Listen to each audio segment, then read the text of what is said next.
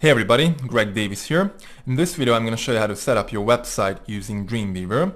In the first video we created the site design, all the images, and now we're going to put the website together.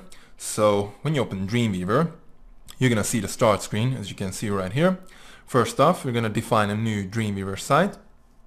I go to my Files panel, click on this drop down menu and choose Manage Sites. I click on New. Okay. Give your site a name, like yourwebsite.com. It won't show up anywhere, it's just for you. I name it as Site 1. Okay, and I need to show Dreamweaver where my local site folder is. And I've created a site folder back in the first video. So I just locate my site folder. Site 1, that was the name of my site folder. Click on it, click Select. Click Save and done. Okay, now you can see my site folder opened up right here. And the reason why we do this is because the next time you open Dreamweaver, you don't have to browse your site folder again.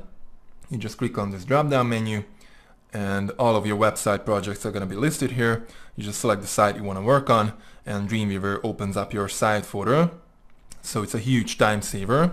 And if you want to edit your Dreamweaver site, just click on Manage Sites, select your site, click on Edit, and you can edit it. You can also create a new site or remove a site. Okay, I close it. And again, you can see my site folder opened up right here. There is my fireworks and my images folder that I created back in the first video. And I'm going to store my web pages right here. So let's create a new HTML page. I can click right here, or I can go under File, New. I get this screen up. I need a blank page, HTML and no layout. Click Create. And now I have a brand new HTML page. I save it.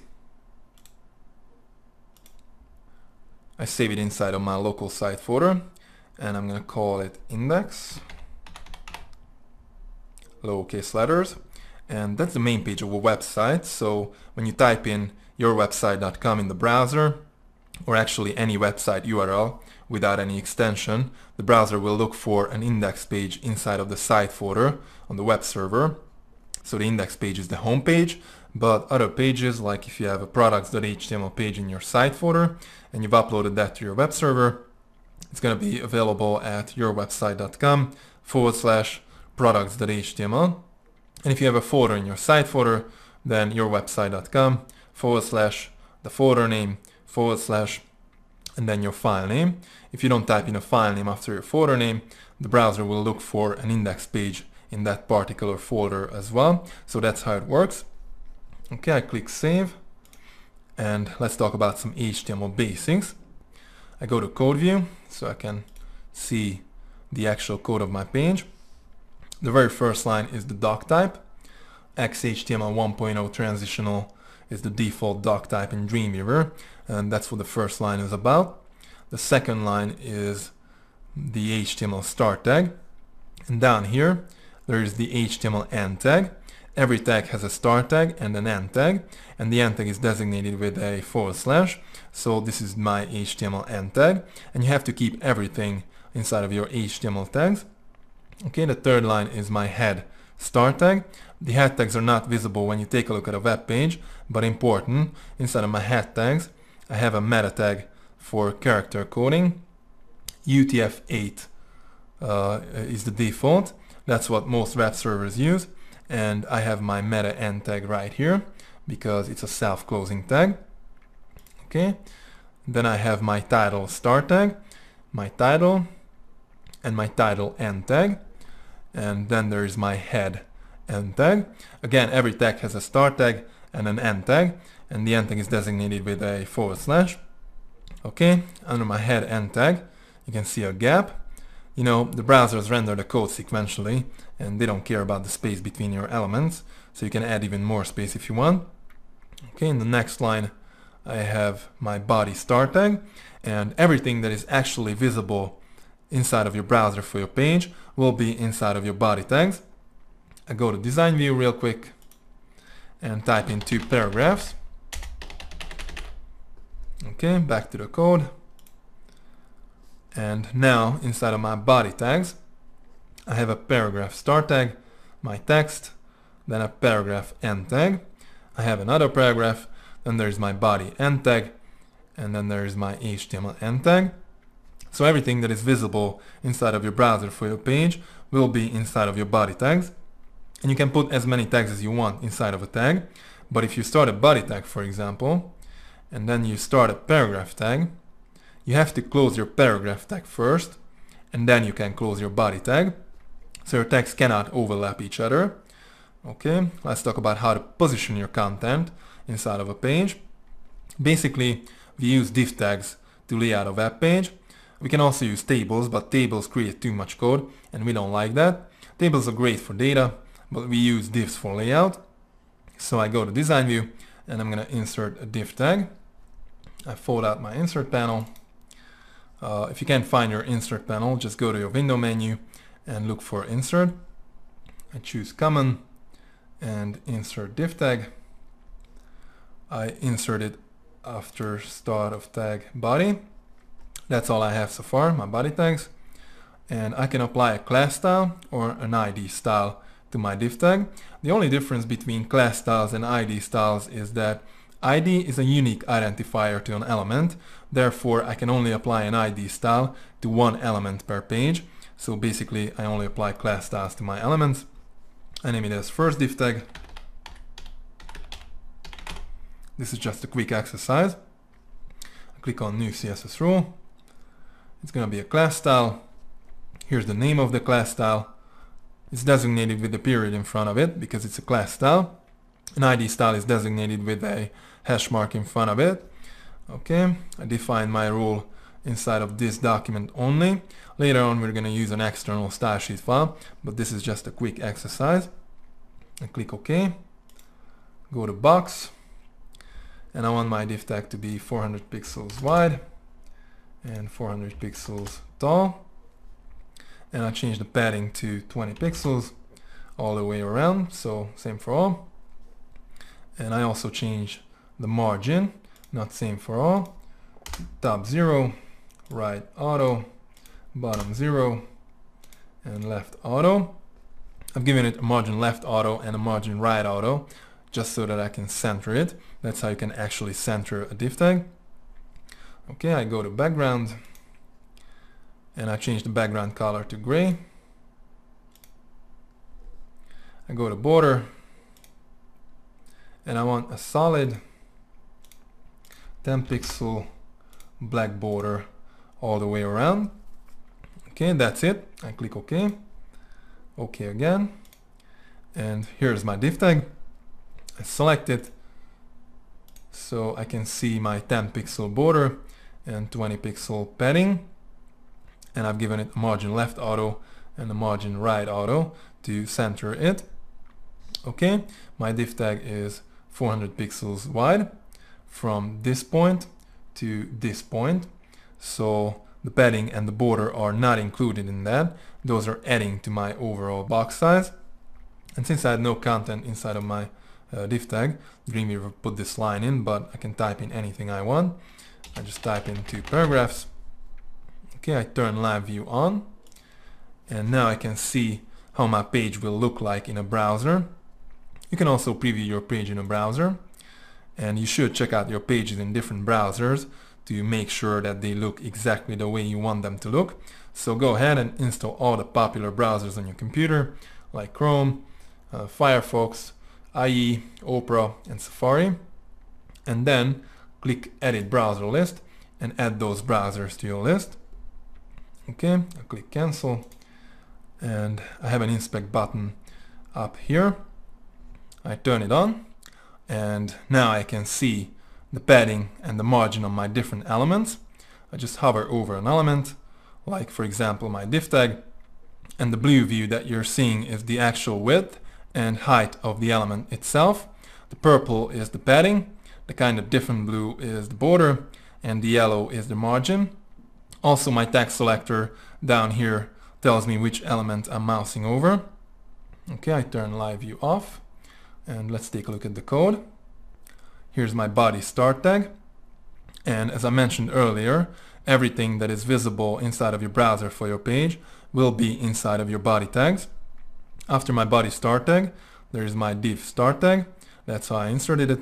After my body start tag, it has a class style applied to it called first div tag. Then I have my text inside of my div tag designated with a p paragraph tag, a start tag, and an end tag. There's another paragraph, and then there is my div end tag and my other two paragraphs that I typed in earlier, but these are outside of my div tag. Then there is my body end tag and my HTML end tag. And inside of my head tags, I have my CSS style sheet embedded. This is my style start tag, and this is my style end tag. CSS is a language that works alongside HTML, and the CSS style sheet is basically a collection of rules. I only have one rule inside of my style sheet, the class style that I just created. It's called first div tag, designated with a period in front of it because it's a class style.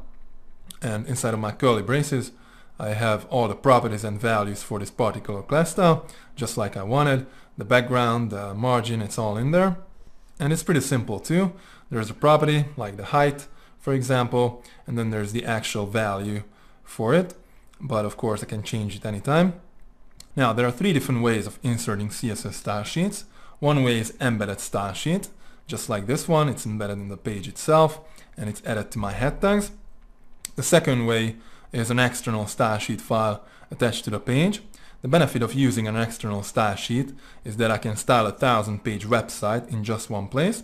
All I need is an external CSS file, and I can define all of my rules in that file for my entire website.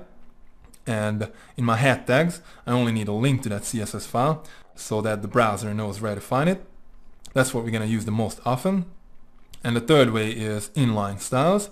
So around the particular tag, like a paragraph tag, I can put style. And I can just type in any properties just like in CSS. Let's see, I want to change the color. And I pick red. I close it off. And now my text is red. So these are the three ways of inserting CSS style sheets. Again, embedded style sheet added to your head tags, external style sheet file attached to your pages, and inline styles. You can use all three of those to style your elements. But if you style an element in all the three different style sheets, the values will be inherited from the more specific style sheet. The inline style is the most specific style sheet, so it takes precedence over the embedded and the external style sheet. The embedded style sheet is second, and then the external style sheet is last. Okay, and this was just a quick exercise. I go back and delete my style sheet and my content as well. And I'm going to put a website together using the images that I created back in the first video. I insert a brand new div tag. Okay, I don't have anything inside of my body tags yet, and Dreamweaver is going to insert it in my body tags anyway, so I just choose at insertion point, whatever. I apply a new class style to my div tag. I name it as container.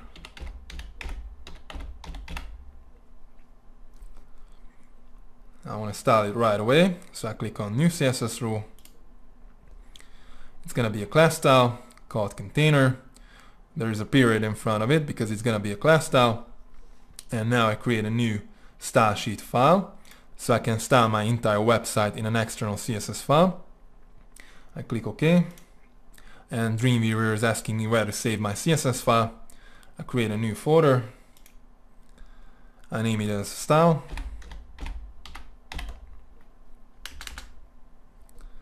And I also name my main CSS file as style. Okay, it's a CSS file. I click save. And Dreamweaver is going to create the CSS file for me. I can start styling my container class, and it's going to be defined in my CSS file. I go to box. And I want my div tag to be 950 pixels wide, because that's how I size my images. My background image and also my header image is 950 pixels wide. Okay, I need the margin right auto and the margin left auto so I can center my div tag inside of my body. I go to background and I browse my background image. It's called bg_container, just like the class style of my div tag. Click OK. And my background image is a 1 pixel tall image, which I want to repeat vertically. By default, the background image repeats horizontally and vertically across the whole element, but my background image is 950 pixels wide, just like my div tag, so it can only repeat vertically. Therefore, I don't need to tell the browsers to only repeat it vertically, which would be repeat Y. So I just click away, click OK, OK again, and here's my container div tag. You can see my background image right here. It's a 1 pixel tall image that repeats vertically, and Dreamweaver put some text into my div tag because if there was nothing inside of my div tag, then it would collapse. And here's my style folder and my style CSS file that Dreamweaver created for me. If you can't see it yet, just put your cursor in here and press F5 to refresh. My style CSS file also appears up here because it's attached to the page. Let's check it out. Click on it. The first line is the character set. I don't really need this line, I could delete it, but whatever. And here are all the properties and values for my container class. I can change anything here if I want to. Okay, I go to the source code of my index page. I switch to code view. And here is the link inside of my head tags, linking to my CSS file. That's how the browser is going to find it, because there's the actual path to my CSS file, which is relative to my document. Okay, I go back to design view, delete my text, and I'm going to paste my header image inside of my container div tag. I go to my images folder, get my header image, and just drag it over here. Okay, your image must have an alternate text, because if your image doesn't load for some reason, the browser will show the alternate text. And it's also important for search engines, so basically use a relevant keyword loaded alternate text for your images. If I sell a Dreamweaver course, I'll type in my main keyword like Dreamweaver and maybe tutorial and header. Click OK. And now my header image is right there inside of my container div tag. Let's take a look at the code. There's my div start tag, my image start tag, the source of the image, the size, the alternate text that I just typed in, and there is my image close tag because it's a self-closing tag, and then there is my div close tag. Make sure you don't have a p paragraph tag wrapping around your image, because if you do and you style your paragraph tag later, it's going to apply to your image as well, and you don't want to apply the, let's say, the paragraph margin to your image. Okay, I go back to design view, select my image, and I insert a brand new div tag. Wraparound selection, because I need a header div tag around my image, and I apply a new class style to my div tag. I call it header. I click on new CSS rule. It's going to be a class style called header, and I define my rule inside of my style CSS file. I'll click OK. I go to box, and I made a background image for my header div tag, which is 950 pixels wide and 165 pixels tall. So I make it 950 pixels wide and 165 pixels tall as well. Okay, I go to background, and I browse my background image.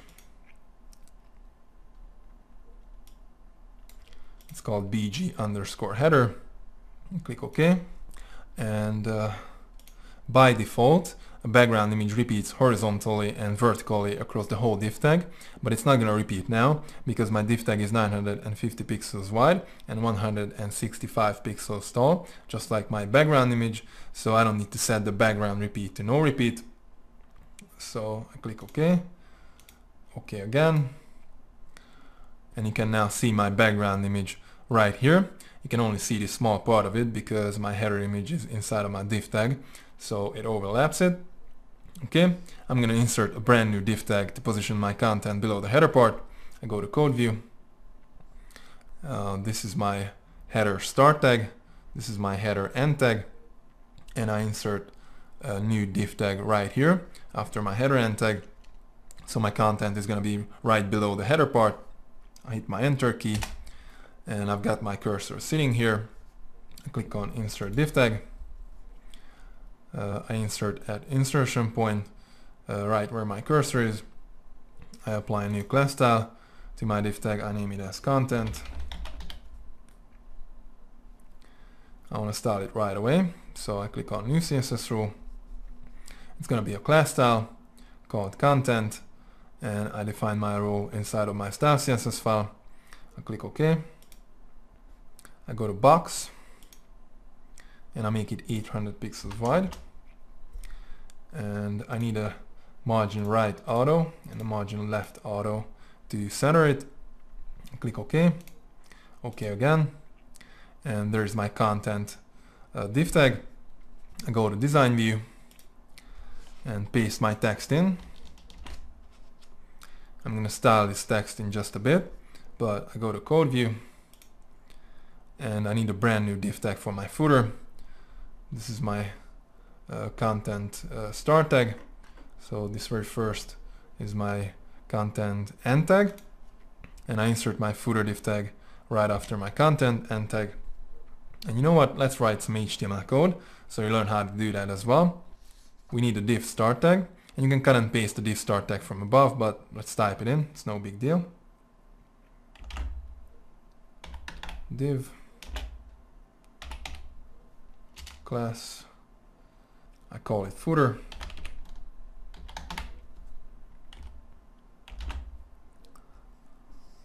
Okay, I type in some text because my div tag would collapse without content, and all I have to do is close it off. This is my div end tag. I go to design view, and I can see my footer div tag right here. I go to my style CSS file, and I'm going to style my footer class style.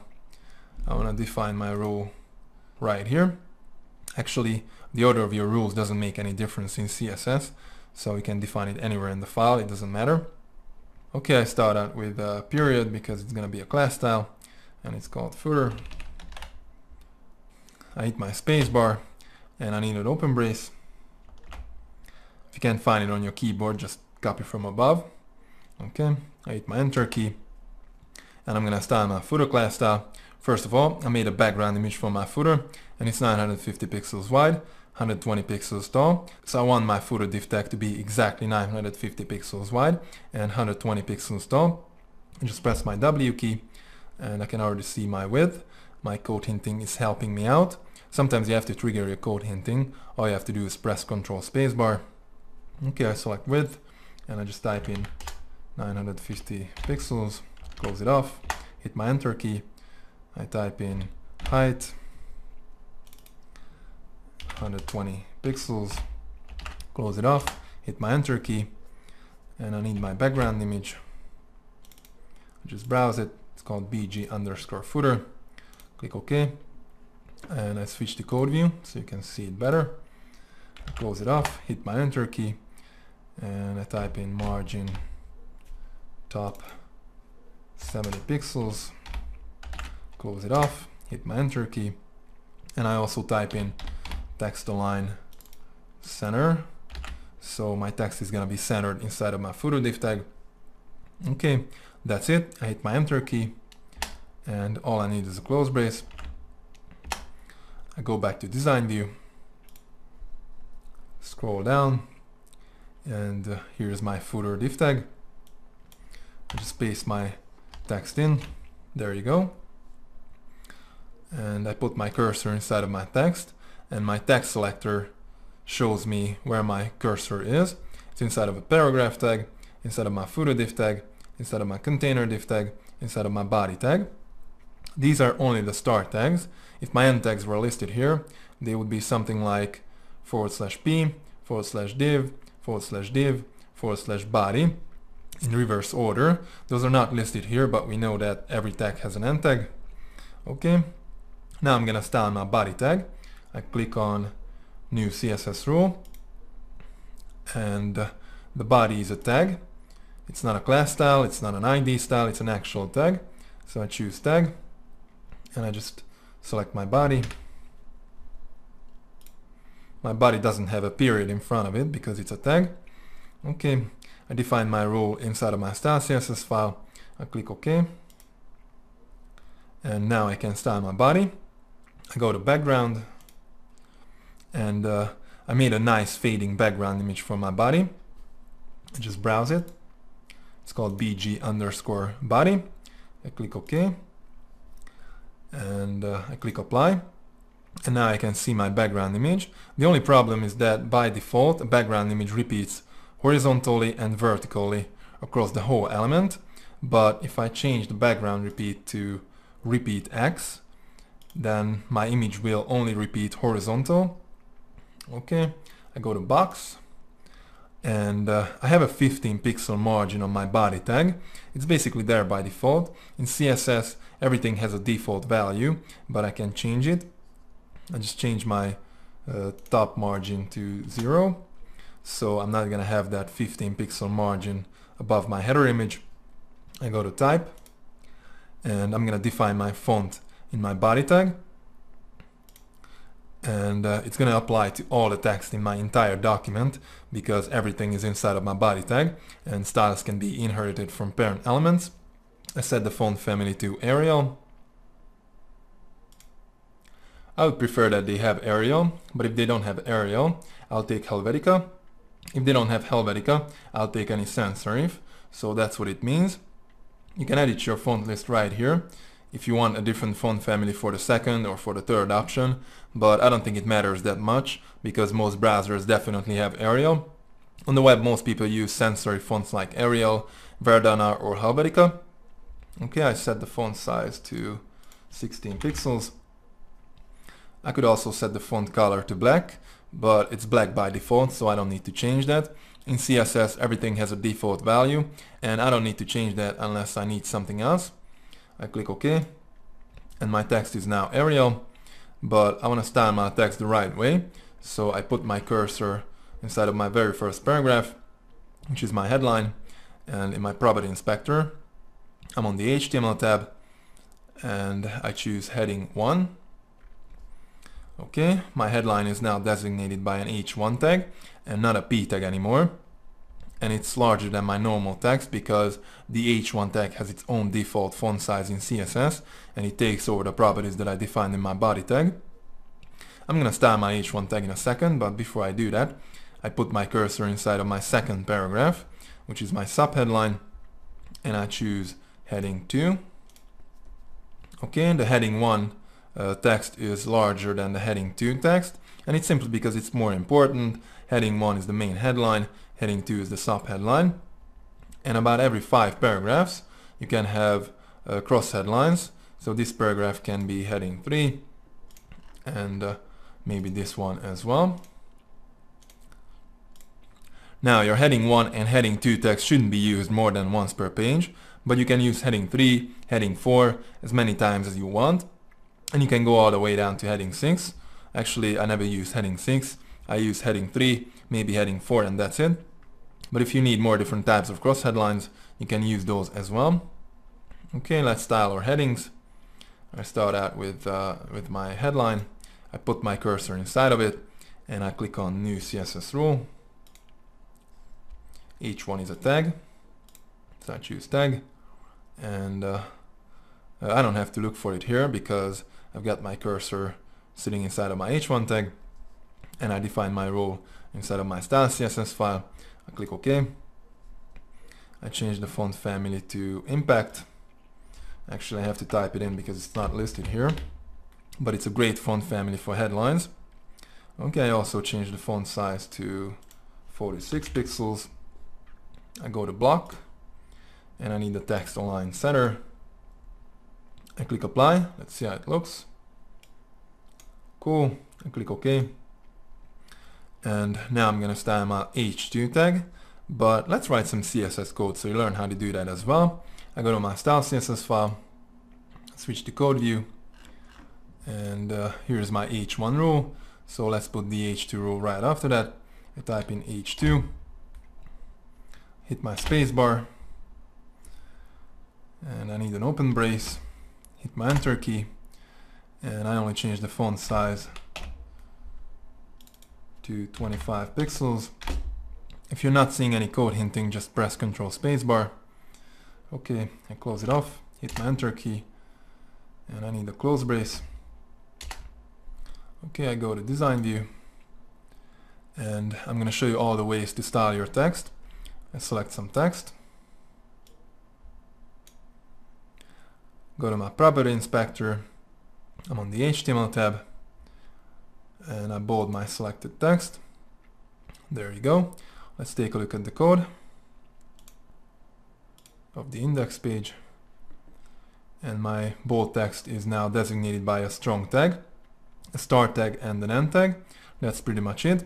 If I want to get rid of it, I can just delete my strong tags here in the code, or I can go to design view, put my cursor inside of my bold text, and on my text selector I can select my strong tag, right click on it, or control click on the Mac, and if I choose remove tag, Dreamweaver will remove it for me. I'm not gonna remove it. Let's see what else we got. I select some other text, go to my property inspector, HTML tab, and my next button is italic. Click on it, and it works pretty much the same way as the strong tag. My selected text is now designated by an EM tag, that's the italic, and there's an underline tag as well, but it's not listed here simply because it's not recommended. Users can confuse it with hyperlinks, but if you need it, put a U tag around the text you want to underline, and you can do that in the code. Okay, my next two buttons are unordered list and ordered list. I select some paragraphs, like these three, and I choose unordered list first. Okay, my text is now designated by a UL tag. It's unordered list, and it also has li tags for list items, and you can see these bullet points in front of the list items. I put my cursor in it, click on list item, and here I can change my list properties. I can switch to numbered list, which is basically ordered list, and I can style it. So instead of bullet points, let's say I want alphabet large. I click OK, and now I have large alphabet in front of my list items, and my list is now ordered list. Okay, I change my ordered list back to unordered list. I select it, turn off ordered list, and turn on unordered list. Okay, I put my cursor right here, hit my enter key, and I can type in my next list item. And if I want to switch back to paragraph, I'll hit my enter key twice, and I can type in a paragraph. And if I hit my enter key, Dreamweaver will start a new paragraph for me. Now if I don't want to start a new paragraph, I'll hold down my shift key, press my enter key, and I'll get a line break. I go to code view, and this is a line break tag. Okay, back to design view, and my last two buttons are block quote and remove block quote. Actually I never use it, but I'll show you. I put my cursor inside of a paragraph, I click on it, and now I have a black quote tag wrapping around my paragraph tag, and my paragraph starts right here. I can click on it again to add more, or I can just remove it. And also I can style any tags using CSS. I put my cursor in one of my list items inside of my unordered list. I click on new CSS rule, and I need a compound selector because I only want to style those list items that are inside of an unordered list. But I only need the UL li tags, so I click on less specific once again, and this CSS rule is only going to apply to those list items that are inside of a UL tag, so it's not going to have an impact on my order list if I have any. I click OK, go to list, and here I can choose a list style image, and I want to use my checkmark image instead of those bullet points. So I just browse it. It's called checkmark and click OK. Click apply, and you can now see my checkmark image in front of my list items. I go to box, and I also need a margin bottom 10 pixels and a margin left 25 pixels. Click apply. Let's see how it looks. Okay, it's good, so I click OK. And this is how you can style your text by styling the actual tag in CSS. But if you want to style a specific paragraph, or maybe just one sentence, you can apply an inline style to your text. First, I create a new class style that I can actually apply to my text. I click on New CSS Rule. I need a class style, so I choose class. Okay, it's going to be a class style, so I type in a period, and I name it as yellow. I define it in my style CSS file and click OK. I go to background, and I change the background color to yellow. Click OK. And now I have a yellow class style using a yellow background, and I can apply this class style to pretty much anything. First, I'm going to show you how to apply it inline. I select some text. Go to my property inspector, HTML tab, and I have some text selected. So I apply my yellow class style to my selected text. Okay, my text is now designated by a span inline tag, which has my class style applied to it. I go to the code, and here's my span start tag. There's my class style applied to it, and there's a span end tag as well. I go back to design view, put my cursor inside of my text, select my inline tag, and if I choose none for the class style, Dreamweaver is going to remove it for me. Okay, so this is basically a span inline tag with a class style applied to it, but I can apply a class style to any kind of tag. I put my cursor inside of a paragraph, select my paragraph tag, and I apply my yellow class style to my selected paragraph tag. Okay, I go to the code, and you can see that my yellow class style is applied to my paragraph tag. To get rid of it, I can delete the class style here in the code, or I can go to design view, select my paragraph tag, and choose none for the class style. So this is how you apply a class style to pretty much anything. But if you don't want to create a new class style, you can also style a tag inline. I go to code view, and let's say I want to style this paragraph. I type in style instead of class, and now I can type in my properties and values just like in CSS. I type in text align center, close it off, hit my space bar, and I type in text transform uppercase, close it off, go back to design view, and my text is now centered and it's transformed to uppercase. The only problem with this method of styling is that if you want to apply those specific properties to multiple elements, you will generate a lot of code. So only do this if you want to style just one particular element and you're not going to apply those properties to anything else. Okay, I go to the code, and let's talk about the head section because there are a couple of things we need there. The first thing we need is a page title. I'll preview my page in a browser. I have to save it.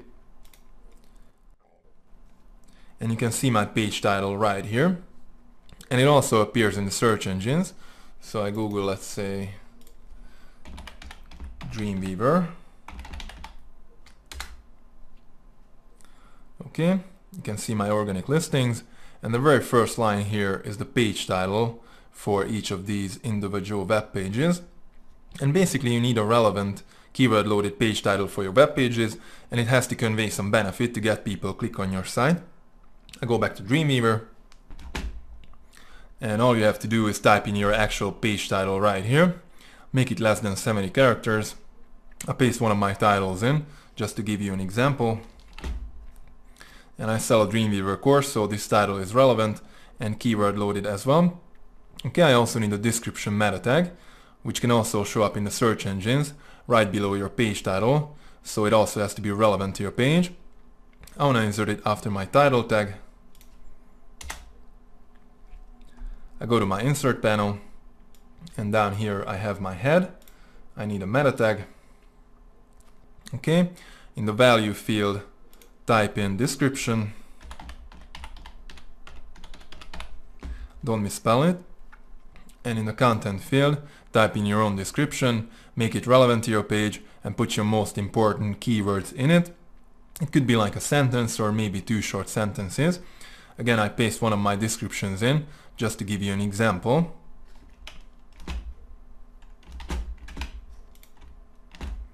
Click OK. And here's my description meta tag. I also need a keywords meta tag. The keywords won't show up anywhere, but I need them because search engines will look at it. I insert it after my description tag. I go back to my head, and I need a new meta tag. In the value field, type in keywords. Again, don't misspell it because it's important. And in the content field, type in 3 to 5 comma separated keywords that are relevant to your actual page. Again, I paste some of my keywords in, but this is just an example.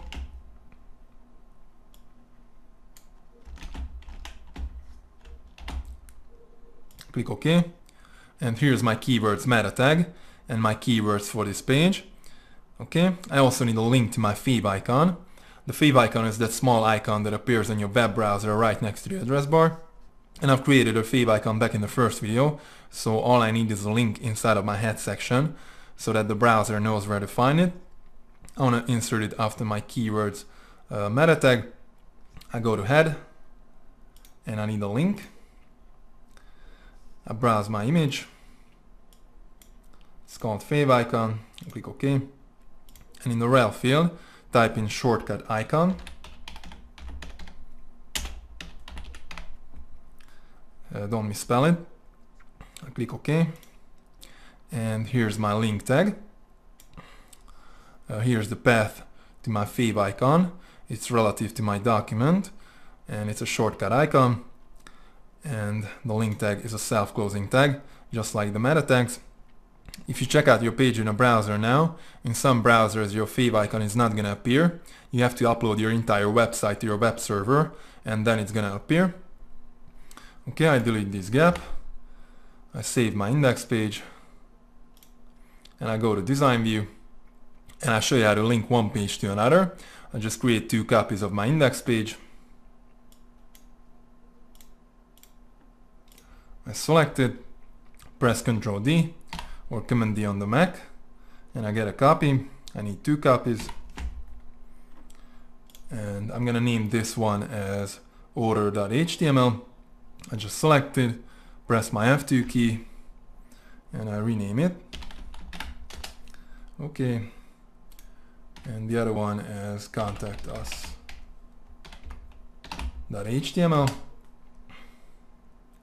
You can use a dash or an underscore to separate words in your file names. Either one is fine, but dash is more widely used. Okay, I open up my contact page, and I change the headline to contact us. I go to code view, and I also need to change the title, description, and keywords because each page has to have unique title, unique description, and unique keywords. I only change the title now to contact us.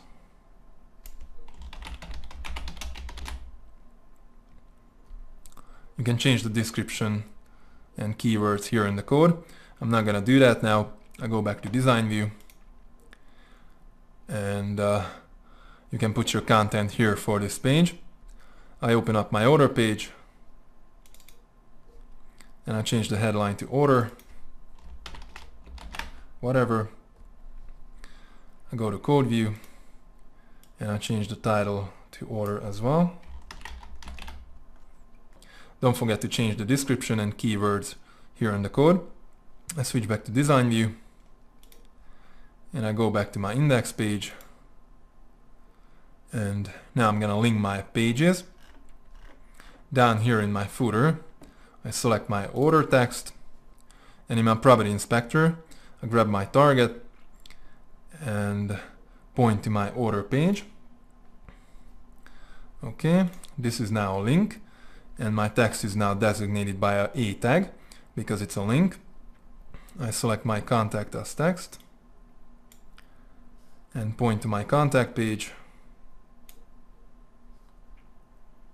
Also, if I choose target blank, it allows me to open my link in a brand new browser window. I'm not gonna do that now. I save my index page. And basically these links are relative links because they are relative to my document. If you want to link a different website, you can put the absolute URL here. But inside of your document, use relative links because those are actually shorter. And also if you change a file name later, for example, if I change my order page to order now,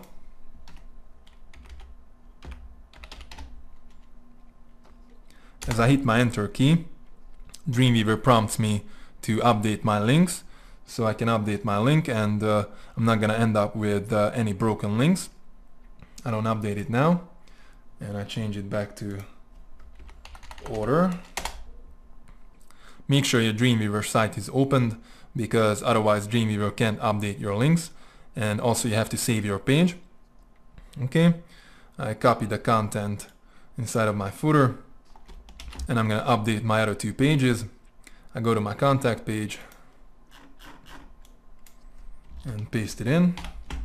I just pressed Ctrl V, go to my order page and update it as well. Okay, I go back to my home page, and all of your individual web pages should link back to the home page as well, mostly because of search engine optimization reasons, but also because of usability reasons. Usually the company logo is the link to the home page, but I'm gonna link my header image. I select it,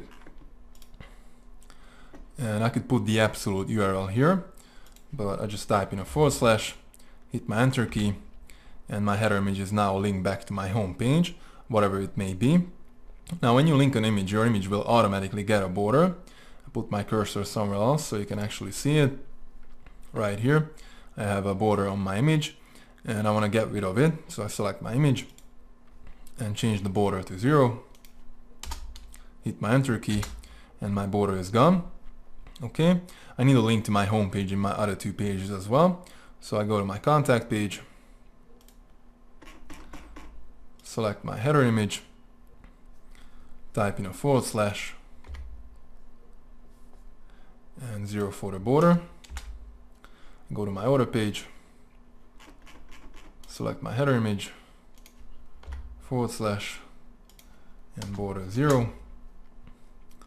I go back to my index page, and I'm gonna style my footer. I fold up my insert panel, select my footer class style, and down here I can see all the properties and values for my footer. I can change the values here. I can add property, or I can delete or disable properties. But I just double click my footer class style and bring up my CSS dialog box. I change the font size to 14 pixels because I don't need such a big text inside of my footer, and it's gonna take over what is defined in my body because it's more specific. You remember I set the font size to 16 pixels in my body, and styles can be inherited from parent elements, but this property is gonna take precedence over that because it's more specific. It's for my footer specifically. Click OK, and I want to style my links inside of my footer. I put my cursor in one of my links, click on new CSS row. I need a compound selector because I only want to style those links that are inside of my footer, but I delete my container class, or actually I just click on less specific, and I only want to style those links that are inside of a paragraph tag inside of my footer class style. So this CSS rule is not going to affect my regular links anywhere else on my website. It's only going to apply to those links that are inside of my footer. Okay, I define my rule in my style CSS file. Click OK. I set the color to black because I don't like the default blue links. And I don't want underline links either, so I change the text decoration to none. I go to box. And I also need the margin right 10 pixels and the margin left 10 pixels. So my links are not gonna be that close to each other. I click OK. And my links are now black and not underlined. But if somebody hovers over my link, I want it to be underlined so people know that it's a link. I still have my cursor in it. I click on New CSS Rule. And I need a compound selector because again I only want to style those links that are inside of my footer. I just delete my container class because it doesn't make any difference. Everything is inside of my container div tag. And I want to style my hover links. So I need a colon. And I type in hover. Now if you click on this drop down menu, you will see that you have link, visited, hover, and active. Link is the link, visited is the link the user already clicked on, hover is when somebody hovers over the link, and the active is basically the hover link for your visited link. You can style all 4 of those if you want, and if you do, make sure you put those rows into your style sheet in the same exact order as they are here. So in your CSS file, the link rule comes first, then visited, then hover, and then the active. Usually the order of your rules doesn't matter in CSS, but in this case it does, so keep them in the right order compared to each other. Okay, I only style my hover links, so I click away, click OK, and all I need is a text decoration underline, click OK. I turn live view on, and now I can see how my page is gonna look like in a browser. And my links are working perfectly. I hover over them and they turn underline. Okay, I end this video now because it's getting too long. I hope you enjoyed it. See you in the next video and we keep working on this site. Goodbye.